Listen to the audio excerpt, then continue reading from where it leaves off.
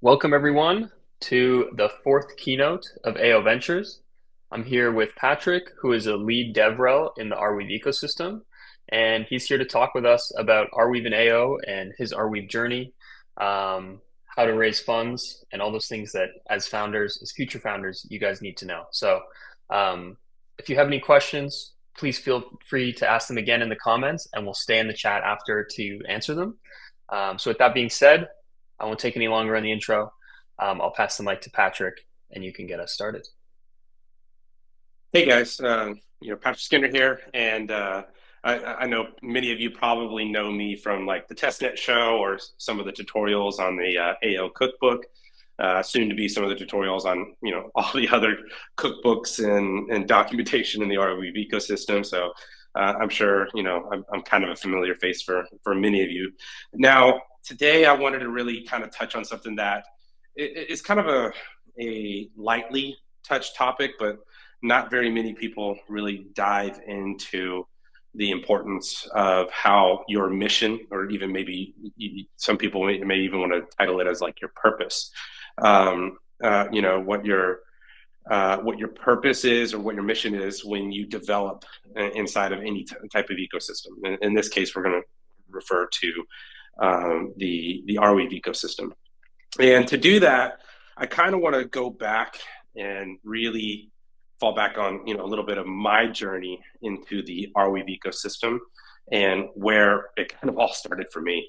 A lot of people, they all started in either a computer science course or they found themselves, kind of hacking, their way into the, Web3 ecosystem and found themselves into Arweave, which is a little bit of kind of what I did. But I would have to say that my journey here was very much grounded in purpose and mission, more so than I took the engineer path or anything like that. So I'll start all the way back and let me actually look at my bullet points. I will not be sharing a slideshow or anything like that, and I think it's because most of the time I don't like to restrict a lot of this to a slideshow or anything like that. I like to try to go through and really explain, from my experiences, as well as be able to try to answer questions along the way, how this story goes, and really try to make sure that I'm linear to the audience. So I don't want to be too restricted to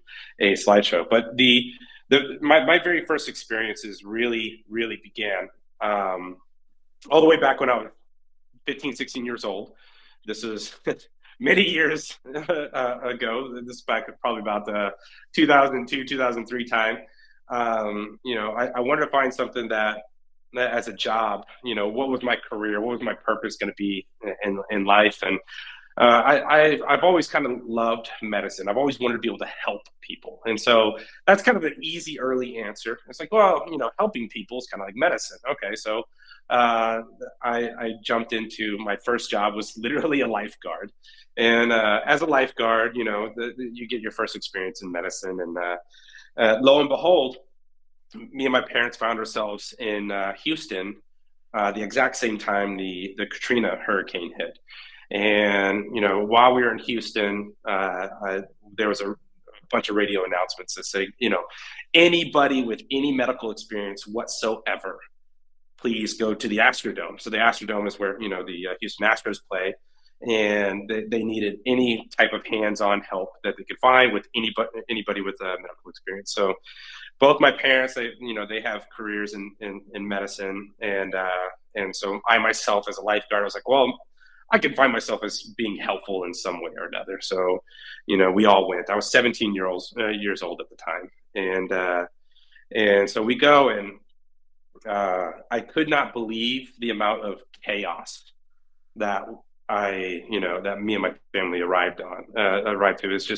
It was absolute utter chaos. It wasn't even a full 5 minutes from the moment that my parents parked that I found myself doing CPR for the very first time. And then after that moment, running around and just trying to help any way I can. So it was that time that I ended up doing CPR twice that day, and I scrubbed in for 2 surgeries inside the Astrodome, which is wild to me, at the age of 17. And so I knew at that moment, I was like, okay, this is something that it's a demand, it's needed. Because I mean, we were so short on people being able to help in that situation that it was something that needed to be done. So it was about 6 months later, I enlisted to the U.S. Army, and I enlisted to the U.S. Army as a combat medic, but I really wanted to focus on like combat search and rescue and things like that, especially with like the aviation medics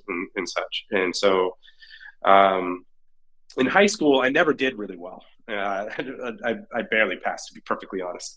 And but when I found myself really, like I guess, enthralled by a mission, a purpose, I excelled in every single way. So I graduated top of my class in my combat medical AIT school, which got me an invite to Ranger Indoctrination Program, which is kind of like basically it's just like if you've ever heard of BUDS or anything like that to become a Navy SEAL, where it's like a selection course and not everybody passes. RIP for short, Ranger Indoctrination Program, is basically but for Ranger Battalion. And so I got into Ranger Battalion. That was about late 2006, early 2007. And I immediately went to SOCM school, which is the Special Operations Combat Medical School, where it's 6 months long, but you basically learn to be a basic tactical field surgeon, and you learn all kinds of crazy medical skills and everything like that. And it's a pretty wild experience. Now, I thought I was going to be applying those skills, on the battlefield, which to some degree I did, obviously. But what I ended up really applying those skills to was 2010, January 13th, was the earthquake in Haiti. And so I got deployed as the mass casualty coordinator to downtown Port-au-Prince, Haiti at that time. And again, I met with absolute chaos and a natural disaster. And so I was 21 years old, and I found myself running around doing surgical interventions because there were no other higher qualified medical personnel in that area. So at the age of 21, I did, two C-sections that went, successful, delivered 9 other children, and I did 50 other medical procedures at the age of 21. And it was just an overall wild experience. And I was met time after time that with moments where I said, well, I'm not qualified for this. There was lots of medical situations where I found myself where I'm like, in the United States, I would definitely not do this. But in this situation, I'm faced with a patient that if I don't do this, then there will be nobody else to do this, and the person will, perish. And so I had to make a lot of hard decisions where I had to say, is this worth my time? Is this worth my medical supplies? Is this going to be a successful venture? And so I had to make a lot of hard decisions. I had to do a lot of procedures where I was just honestly underqualified and underprepared for.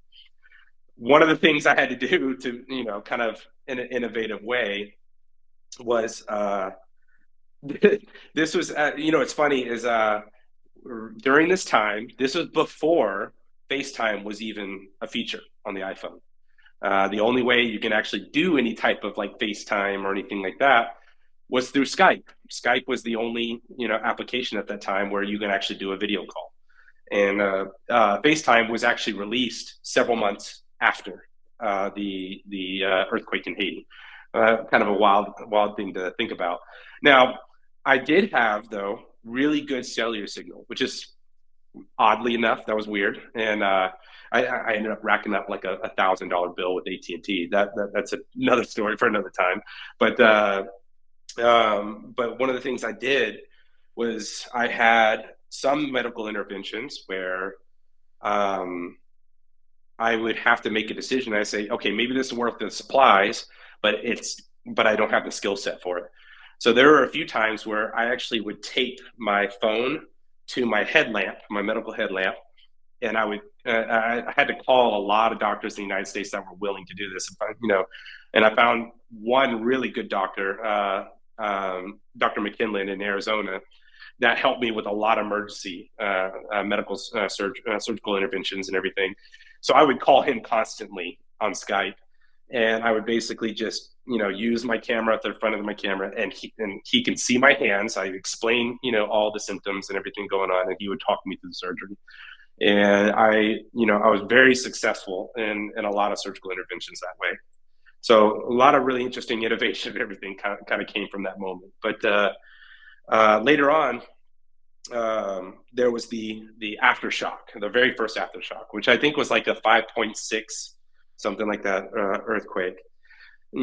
Caused a lot of the unstable buildings that were kind of like on their last limb to go down. And so that happened. I was in the middle of surgery when that happened. Luckily, the building I was in at that moment didn't go down, but a lot of other buildings did. So I closed up that surgery. Everything went successful there. And then me and my team went out to help with all the people that were stuck in the rubble. We found a boy named Arresto. Arresto was a 3-year-old boy, and he ended up losing his right arm, and we had to do over 100 stitches across his head. But after waking up after surgery, he was just a bright-eyed, beautiful boy. And he kind of became like our unofficially, adopted son of my platoon at that time. And so I cared for him. And this was, with him is when I experienced my next mission, my next purpose. And that was when there was an attempt in trafficking him. So there was American guy that was posed as a church worker and tried to actually take him from our hospital area and then move him elsewhere. We caught him and managed to, get Arresto back, but not getting away, the actual trafficker. And not until 2 weeks later, he was actually caught on the border of the Dominican Republic, and he was caught with, I think, 4 other individuals that were trafficking kids, and I think they had a connex about 40 something children, and that they were trying to traffic and sell for labor in the Dominican Republic. And that's when it told me, man, that moment told me that like that's the easiest time to make people disappear. Easiest time to make people disappear is during a natural disaster, because I mean it's so easy to say, wow, like they disappeared in the earthquake, it disappeared in the aftershock, they disappeared, if it's a typhoon in the water and and whatever have you. So many people disappear and are unaccounted for that they just assume that they were lost during the natural disaster. So that led me to leave the military, and I started working in the Middle East. I was an educator. I lived in Abu Dhabi at the time, and I was teaching combat medicine and everything like that. But in between, I was actually working on a human trafficking interdiction team in Northern Africa and the Middle East. And that's when I learned a lot more about how human trafficking works. A lot of people think, oh, human trafficking is synonymous with sex trafficking. But in the reality of the situation, sex trafficking is such a small part of the human trafficking industry. As a matter of fact, the larger scope is for forced labor and the labor of productions of counterfeit goods and the trafficking of counterfeit goods. Now, when people think, okay, counterfeit goods, I think of Gucci bags and fake Jordans and stuff like that. But as a matter of fact, the scope is much, much larger. We're talking about fake pharmaceutical drugs. We're talking about fake electronics, fake car parts, and all of those things. And that scope is much, much larger than a lot of people, think it is. And so that's when I kind of decided at that point, it's like we kind of found ourselves outmanned and outgunned in every single way, because I mean they have all the money to be able to support their defense in every way possible. So like we would find ourselves in combat situations against guys that were just as well armed or even better armed than we were. Maybe the only thing that we had as I guess as a benefit to us versus them is maybe we had more training, more experience in dealing with that kind of situation. And so I told myself, man, if I could do something to cut off the revenue source of human trafficking, then I would. And obviously that was, kind of tied to this whole counterfeit goods things. Like how can I make it so that people don't make money on selling counterfeit products anymore? That kind of sat in my brain for about 2 years while I was still teaching medicine and doing the human trafficking interdiction thing. Um, but came about 2015, my wife and I, we wanted to have kids, and my wife's like, well, if you want to have kids, this is not the career that I want you to have while we're having, children. And, obviously that's a pretty good argument. So I couldn't find anything safer than software engineering. So like, maybe I'm at risk for carpal tunnel from time to time and maybe a little bit of lower back pain. That's about it. And so I went into software engineering about 2015 time. And, and I still hung on to that mission in the back of my head. If I could build something, then maybe I can do something about this whole human trafficking thing. Maybe I can cut off the revenue source somehow. Um, fast forward about late 2020, early 2021, that's when I really started getting into Web3. And I was looking at all these different hackathon opportunities and everything like that. I became a member of Developer DAO. And for those that don't know, I've been pretty active in that community for a couple of years now. And so I participated in a couple of hackathons and won a couple of hackathons in the Developer DAO ecosystem, which ended up leading me to start building more inside of Arweave. And Arweave was really, really intriguing for me. One, because I felt like the mission that existed inside of Arweave was very linear to the things that I wanted to build.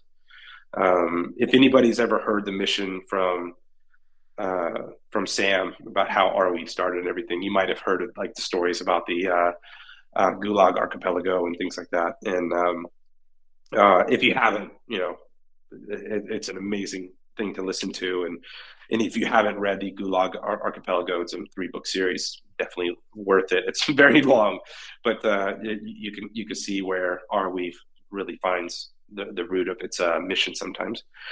So I told myself, wow, if I can develop something with permanence, and I can develop something that was truly authentic, couldn't be spoofed, anything like that, and I can build that into some sort of physical product, then I think Arweave is the place to do that. I looked at a lot of different options, and I looked at IPFS, I looked at Filecoin, I looked at Arweave, and kind of weighed and measured things, and to be honest, I came to the truth that I could possibly execute this in all three of those, but I felt like the mission was much stronger and more aligned inside of the Arweave ecosystem.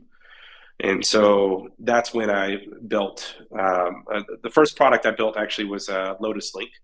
I did that during a hackathon, I think 2 years ago, a year and a half ago, something like that. Lotus Link was just kind of a proof of concept where it was just basically Linktree inside of Arweave. And so I haven't really built more into it. Obviously, some of us have to pay the bills and everything, get a job and stuff like this. So I didn't have the time to fully deploy that, but it was, the proof of concept was there. And but one of the most important things I wanted to do with Lotus Link, it wasn't so much of like just getting Linktree inside of Arweave, but I really wanted to actually get some way to actually use those profiles, those pages into maybe, let's say, an NFC RFID chip, and be able to authenticate a physical product, on Arweave. And so why would you want to do that? Why would you want to be able to have some sort of like permanent page on an NFC chip? Well, this could be like, let's say, a Rolex. A Rolex, versus like a pharmaceutical drug.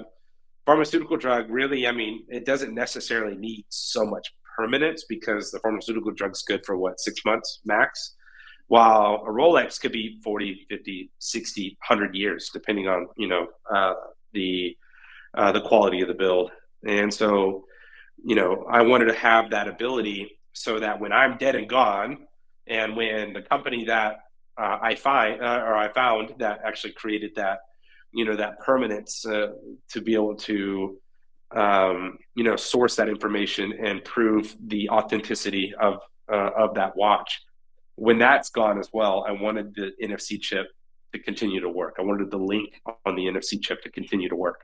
And so that's how I ended up starting Agami. And Agami was, the concept in being able to actually authenticate physical products. And the reason why I wanted to do that is I wanted it to be extremely easy to be able to authenticate physical products and cut off the revenue source of counterfeit production and counterfeit trafficking. So that was kind of the mission that I found myself in, building inside of Arweave. Now, I ran into a lot of troubles, early on. I was still a fairly new developer at the time, I would say, especially in the, I had years of engineering experience outside of Web3, but in Web3, I was still very, very new. And so this was also done during the time when NFTs and all the coins and everything really hit rock bottom. And they were very, very hard to fund at that time. So we were using some sort of like NFT kind of process to authenticate physical goods, and so anytime the word NFT was ever mentioned inside of a pitch deck, investors were immediately throwing that out. So I ended up shelving the ideas and everything, and I wanted to really try to improve myself as a developer as well as an overall founder inside the Web3 ecosystem. Lo and behold, I ended up finding myself, spending a lot of time teaching in the developer DAO ecosystem, or in the community rather. And that was very, very linear to one of my other missions. I was told by a military doctor years and years ago that you could save 1,000 people with your own hands, but you could save millions through the hands of others. And he was basically telling me that, like, helping people with your own hands is one thing, but teaching people to have top notch services or top notch ability to save others is another way to be able to extend your reach. And so I took that kind of same premise of when I was teaching medicine, and I moved that into the engineering side, and that's kind of how I found myself as a DevRel. And so DevRel has been really eye-opening to me. I've really, really enjoyed being able to create the coding tutorials and help all of the engineers and builders, just like all of you, inside of the ecosystem, because I feel like one of the most important things that is often missing, especially in Web3, is clear ideas and clear understanding of how to build within an ecosystem. And Arweave has, both been, really, really blessed with some great educators, but it's also been cursed with the idea that, like, finding that information easily has proven to be difficult at times. Which is why it's kind of my mission now to teach as much as I can to as many builders as humanly possible. Now, it's not just about building. It's not just about software engineering or anything like that too. It's also about funding and finding your mission and finding things to build, because not every single engineer has the same background that I have. They don't come from these crazy, wild, hands-on experience situations where, everybody gets to, find their mission right in front of their face or anything like that. So some people, they find themselves, as a software engineer, wanting to build and wanting to have purpose and wanting to build based on a mission that they can truly believe in, but without having the ability to get that hands-on experience or anything like that, it can be difficult to find that mission. So the first thing I want to really kind of correlate to is finding your mission and finding your purpose, and why that's really important. The number one reason why finding your mission is ridiculously important is because, and excuse me guys, I'm going to curse a little bit on this just to kind of emphasize some of this, but when the shit gets hard, if your mission isn't strong enough, then you're not going to stick with it. Just plain and simple, down to the brass tacks. If you genuinely believe in the shit that you are building, then it doesn't matter what roadblocks you run into, you're going to build through it. It doesn't matter. but you have to believe in it, and that's so ridiculously important. And on top of that, too, that mission and that belief needs to not only run in its core with you as, let's say, a founder or the founding, the technical founder. Even if you don't really believe in it, then then you're not going to be able to push through it. But at the same time, your team won't either, because your team needs to believe in the same mission as you, and that's ridiculously important.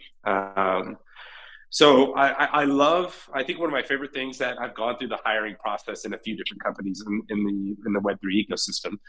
And I think my favorite thing that the Web3 ecosystem fairly consistently leans on is the vibe. Like, everybody says you're hired by the vibe.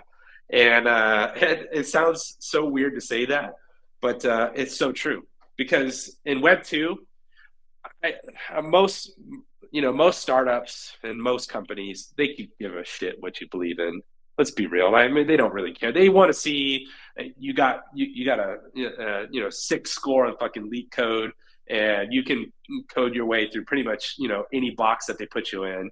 But in the reality of the situation, they really don't care what you believe in Web3, what you believe in and what your mission statement is much more important. And if it is linear to what the team is building, then by all means, you're a great hire. I think one of the reasons why that's so different between Web 2 and Web 3 is that in Web 3, I mean, obviously, this is still the school of hard knocks. I mean, you see our struggles with the SEC. You see our struggles with different countries and different social groups and everything accepting what Web3 is. We still got a long road ahead of us, and so you've got to be willing to go through those hard knocks. And I'd like to go back a little bit of some of the hard knocks that that Arweave has even gone through. When Arweave was started, I think we did a $420,000 raise based on like a token allocation to some degree in 2017. And at the exact same time, one of our major competitors, Filecoin, did, I want to say, if somebody can quote me, don't quote me if I'm wrong, but somebody might be able to correct me in the comments. It's like a $400 million raise. And so obviously, just out of the gate, we immediately meet a behemoth that we have to basically go against. And not only was that behemoth just like there looming over us, they were relentless against us for years. And they basically just made fun of Arweave and saying that like Arweave was the lesser solution. And lo and behold, we're 7 years after that, and we just recently flipped their market cap, which is absolutely wild to me. That it's just a proof to show that mission before anything is so important, because the moment you stop believing in your mission is the moment that you and your team start to really decelerate and not continue to find its purpose. So mission is ridiculously important. So going from there, finding your mission, how do I find my mission? I'm not telling you that you have to align with Arweave's mission to build inside of Arweave. But what I am saying is you do need to find a mission that is worth, one, it's worth believing in. Two, it's worth others believing in. And then three, it's worth investors in believing in. So it's kind of really, really important segue is, how do I get funding, and why is my mission really that important when it comes to funding? One of the things I do often is I do look at projects. I look at their progress, and I look at how important it is to see what they're building and what problems they're trying to solve. And then I look to see if the project is worth giving grants to, or connecting them with other investors or anything like that.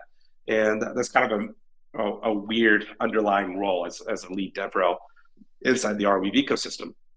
And so one of the things I try to really push is understanding how your mission will obviously affect other builders and the ecosystem as a whole. So there are three major criteria when it comes to getting grants or getting any type of funding inside of the Arweave ecosystem. Number one is if you are developing developer tooling, okay, developer tooling is a major thing that is needed inside of the Arweave ecosystem. And if your mission is aligned with the idea that that developer tooling can exponentially assist other developers inside of the ecosystem, then that mission is very, you know, well sought for, not only by the investors, but it's also sought out for by the builders and the other communities inside of the Arweave ecosystem. So developer tooling is a huge aspect of developing inside of Arweave that is heavily sought for by all parties. Number two, infrastructure. So developing any type of additional infrastructure in the Arweave ecosystem is another major thing for the exact same reasons of developer tooling. And then number three is social growth. Now, social growth could be developer social growth. It can be really even user social growth or anything like that. But as long as the mission shows that it can not only bring in users and developers, but it can retain them. So you want to make sure that you're developing things not only in the idea that it'll bring people in, but it'll also retain them long enough that it'll continue to grow in value the larger the social group gets. And so in this case, I would say anything that has to do with like, oh yeah, we're gonna do this NFT, token drop thing, and all like thousands of people come in to get into it, but then the other aspects of the tooling really aren't that interesting. Then you're going to find yourself in a problem where you brought a lot of people in, but you have no ability of retaining them, and that's going to be very obvious to the investors and the early users and developers in the very beginning. So you want to make sure that you have a clear plan of getting the attention, converting those people that have attention into converted users or developers, and then lastly, retaining those people. So those are the three major criteria when it comes to really making sure that people stay, inside of the ecosystem, inside of what you want to build, and building with you, or being in the community with you. So from that, let's talk about the differences in grants versus actual fundraising. So the first thing I always tell people, and this is very important for anybody that's currently attending the AO Ventures, no matter what you do, it is okay to go for funding and everything like that. But I highly suggest people to go for grants first. And the reason why is because grants are an amazing signal that somebody else has done their due diligence and found you worthy of fundraising. And not only just fundraising, but giving money without any expected return. Grants are great for that.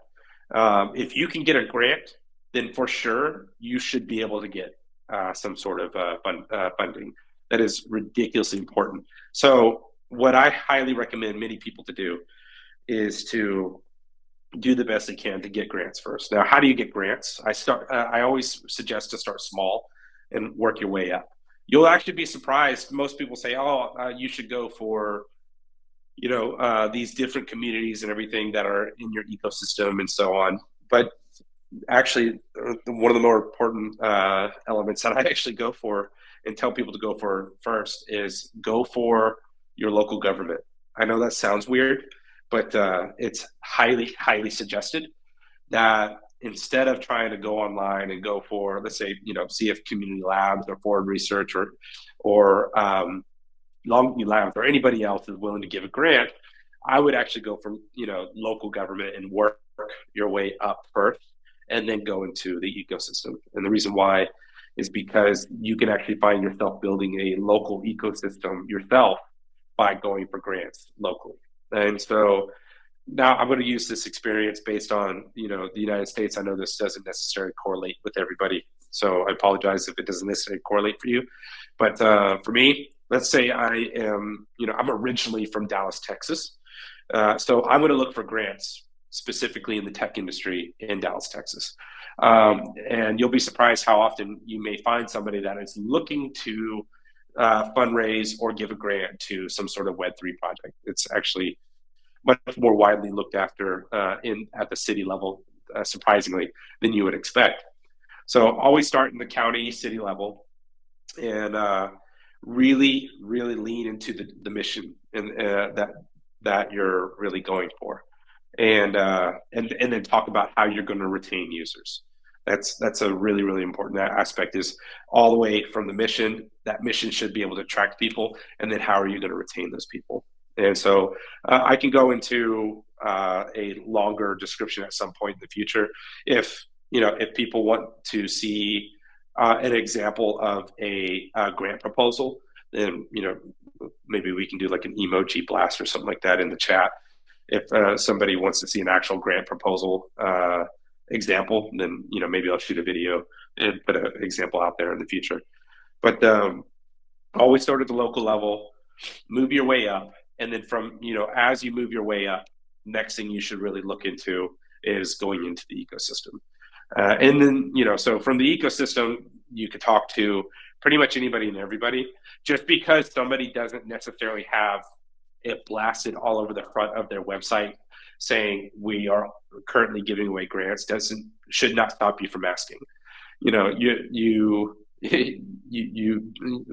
believe the saying goes, it's like you hit the ball or you miss the number of times you don't swing, something to that effect. I'm butchering the saying right now.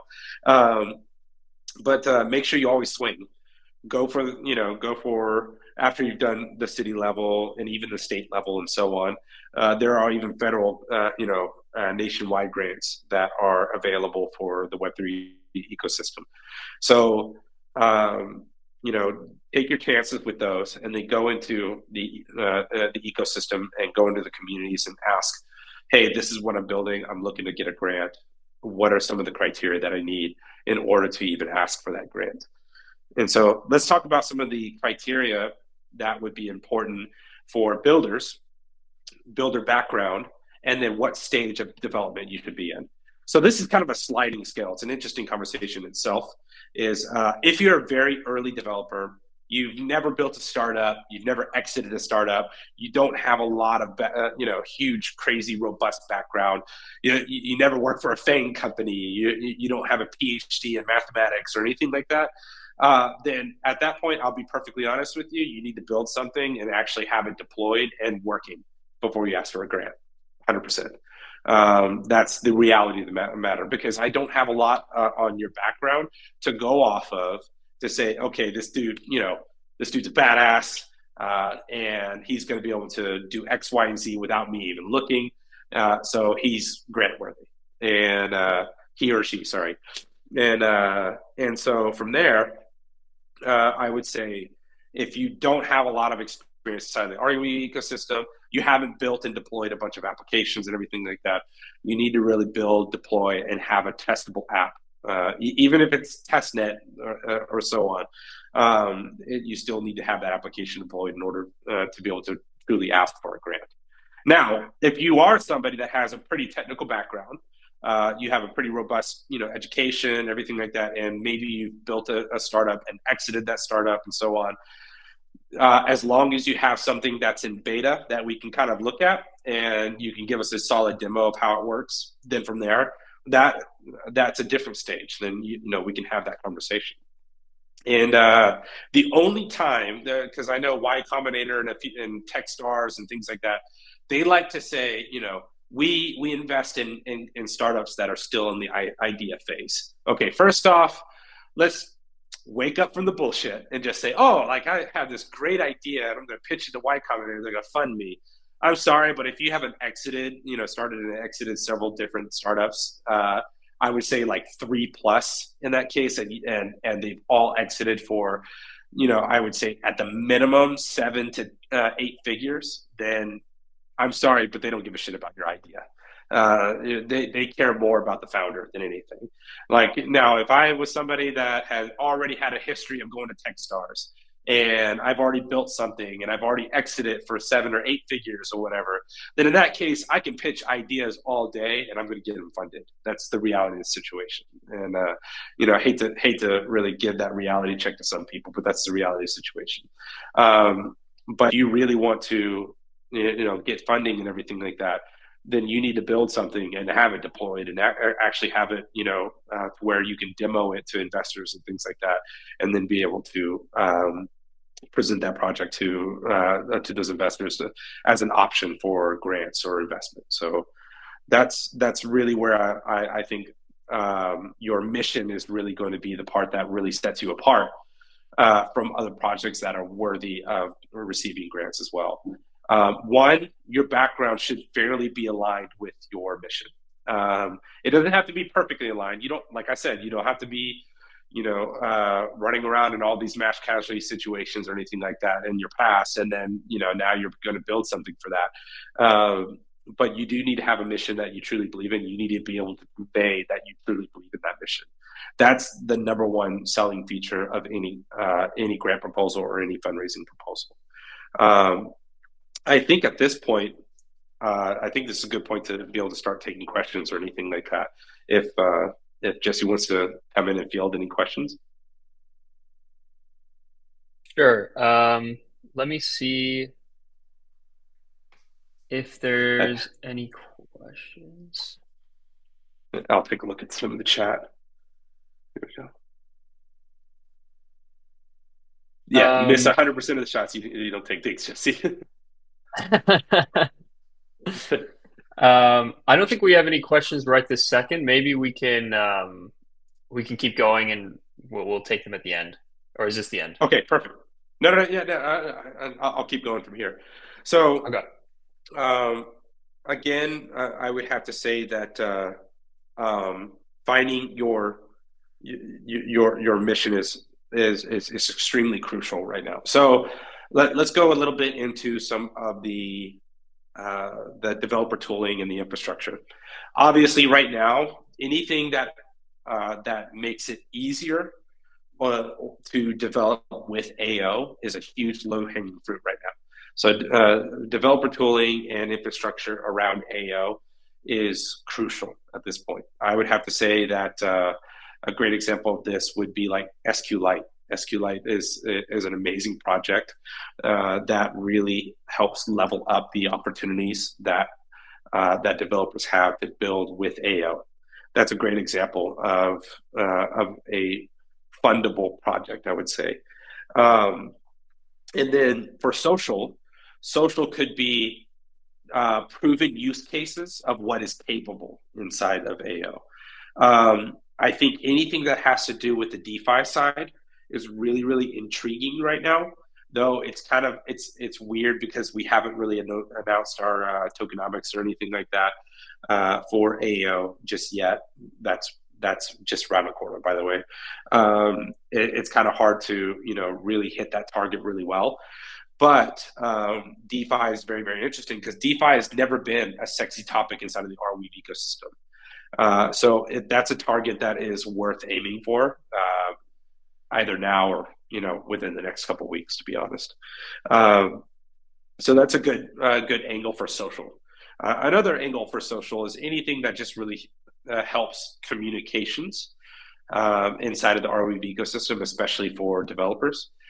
Developer ecosystem for social is really, really big. Any of those kind of things would really, really be seen as good opportunities for development. So any questions come in from there? Yeah, one question. Here, I'll read it to you.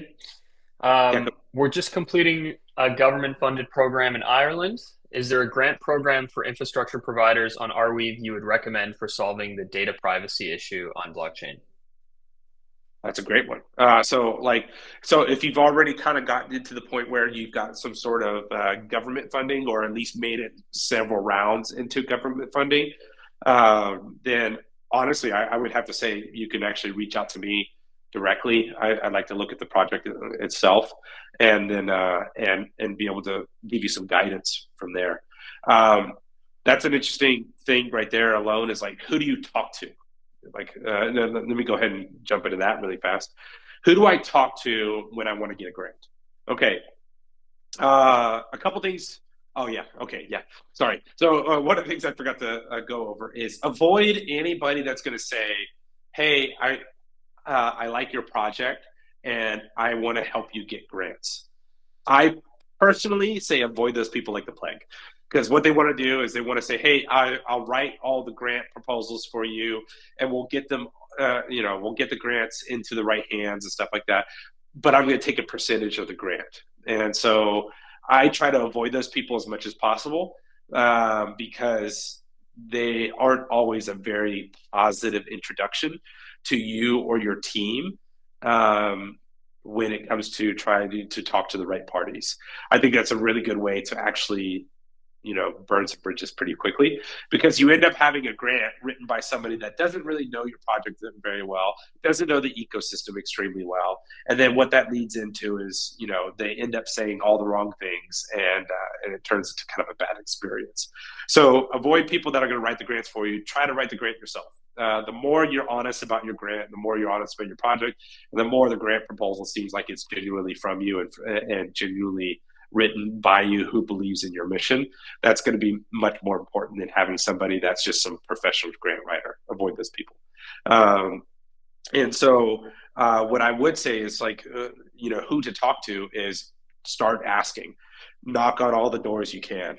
In this case, if you want to talk to somebody at Forward Research, I'm probably the person you want to talk to. And if you want to talk to somebody at Community Labs, honestly, I don't know. I don't know who it is that you should talk to at Community Labs, but you should talk to everybody you can get a hold of. And if you're willing to go through that and knock on every single door you can, then I think that's going to be the next best thing for you to do.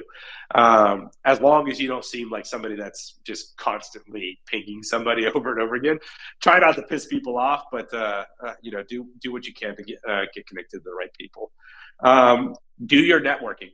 Get connected to the right people, and get people that are genuinely believe in what you're building, and have them advocate for you. That's another big proponent for it, is making sure that you have people that have been in the ecosystem for quite some time, and you can get them on board and believing in what you're building. I think that's a really, really important element, that you've kind of got like a vocal endorsement from somebody that's been in the ecosystem for a while that says, "Hey, this is a really cool freaking project." That alone, any type of endorsement like that is a big proponent into helping you get grants or get any type of funding. Any other questions? There we go. No Yeah. question. Tate threw you under the bus, Jesse. He's like, Jesse's the one to talk to about for community labs. So, yeah. So Jesse, let's load his inbox. And no, I'm just kidding, guys. But it's really, really important to make sure that you just try to talk to all the right people, and get not necessarily, "Hey, get me in contact with Tate so I can talk to him about my project," or whatever. No, every single person you talk to, you need to turn them into advocates. You need to turn them into people that say, "Wow, this sounds really, really interesting. He was able to tell me this in less than 3 minutes, and it sounds like a really cool project. So I'm willing to advocate for it, and or I'm willing to take more time to learn more about it." That's really, really important. Don't spend so much time trying to sell people on it. If you can't sell the idea to me in less than 5 minutes, then it's probably not worth it. Go through the elevator pitch thing, where if you're on the elevator and you can't sell them on it before they're off the elevator, then you need to relearn how to sell your project. One more question, Other, Patrick. go ahead. This comes from a Lucky Pond. A forum would be great for communication. Could a data analytics platform, Google Analytics style, be built on AO? And then the second part to that question is, when you say start small, when asking for a grant, what is small? Is that $5,000, or what do you recommend? Yeah, dude, $500 if you can get it. And the I would look at this when it comes to any type of grants or anything like that. it's not so much the money that you're trying to go for, but it's the endorsement. So if I get some sort of endorsement from somebody that says, "Oh, hey, $500 for this grant, you've been awarded this grant, $2,000, $5,000, anything like that," it doesn't matter. That $5,000 probably doesn't go very far in helping you, but what does is having the fact that somebody endorsed you enough to give you that money is in itself very much of a very important aspect of getting fundraising in the future. Um, if I have somebody that have received 3, 5, 10 grants, whatever, I've seen some projects get, 10 plus grants before. If you've received multiple grants, then I guarantee you investors are going to take a little bit of extra time looking at your project. If your very front page says grants received 1, 2, 3, 4, 5, 6, whatever, however many grants that you have received, and that alone will be kind of a moment for investors to say, I need to look at this project a little bit longer than the other projects on the list. So that is very important. That's why I always say start small and get as many as you can on the way up. That's all the questions I see right now. Maybe we can give it 1 to 2 more minutes. Yeah, yeah, yeah. Let's see. So I will also say, if anybody has questions on really missions or anything like that too, finding your mission can be difficult at times. I know this sounds weird, but not everybody has that ability to, like I said, find themselves in a jungle or in a mass casualty coordination situation or anything like that. But finding missions and finding something that's worth building for and fighting for can be really, really difficult at times. And so, my honest opinion for that is to find something, build for it, and then find out whether you really like whether you really feel uh, really tethered to that mission or not. It happens all the time where you're like, man, I really love this idea. I love the mission we're building for, and then things start getting hard, and you realize I don't know if it's worth it, and that's okay. It's okay to identify and find out, man. I'm not so sold on this mission anymore. So I think it's really, really important to build as much and as often and as frequently as possible to find out what find your mission. Otherwise, if you just sit there and just stare at the whiteboard looking for the perfect mission, you're never going to end up building the right thing for you or for your audience. But if you keep building and keep executing and keep finding things that you tend to relate to, you're going to find your mission eventually. But it's all about execution. It's all about consistently building. Build often, build fast, fail hard. And the more often you do that, I personally, when it comes to startups and I'm looking at projects and things like that, I would much rather look at a project that has been started by a founder that has failed several times and then found one success along the way, rather than somebody that just found one success. The person that's failed many times beforehand has a robust amount of experience, and I'd rather hedge my bets on that person. Any other questions, comments, concerns, complaints, whines, gripes, crisis of anxiety? Um, no other questions. Maybe Cool. we can. Do you want to wrap up here? Yeah, we can wrap up here if you want, or if like I said, if you yourself have any questions, feel free to throw those out too. I don't have any questions right now. Yeah, we can. I think that also, so Sam is also going to be doing the next keynote, and I think that Yeah. the one on Thursday, and I think that he's going to be building on a lot of the topics that you mentioned about mission, about Mm-hmm. what are the types of things that we want to see built in the Arweave ecosystem. How can you start? Sam obviously has a wealth of knowledge on being a founder and what that's like. 100%. But anyways, thank you, Patrick. That was a wealth of information. I wasn't aware of all of those stories in your background, but I think that I'm glad that you shared them with us. And yeah, Mhm. I'm very interested in everything that you've provided today. So thank you for that. Thank you for coming with us and participating in this event. And everybody else, be sure to register for the event on Thursday and also the ones next week. I'll be sharing an email about that shortly. And as always, we're really excited to see the projects that you guys are developing here, and we're excited to support you. Um, so I'll see you guys later. And thank you, everyone. Thanks, Patrick. Good to see everybody here.